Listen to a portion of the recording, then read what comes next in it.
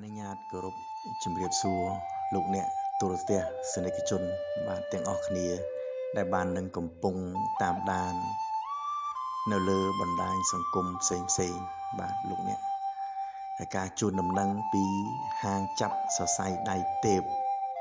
ដោយជនពិការភ្នែកឃុំជ្រៃលាស់បាទលោកអ្នកវត្តមាន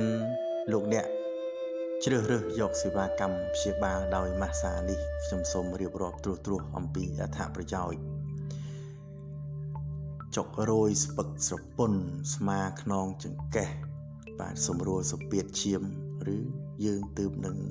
ធ្វើការនឿយហត់ពេញមួយថ្ងៃឯលោកអ្នកបាទអត្ថប្រយោជន៍នឹងសម្រួលបាទសរីរាង្គកាយរបស់លោកអ្នកឲ្យមានសុខភាពល្អសូមលោកអ្នកមកទទួលការព្យាបាលអំពីក្រុមជនពិការដ៏មានជំនាញយើងខ្ញុំ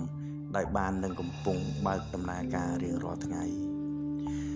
ចុងក្រោយសូមជូនពរលោកអ្នកជួបតែនឹងសុខភាពល្អនិងសំណាងល្អបាទសូមអរគុណ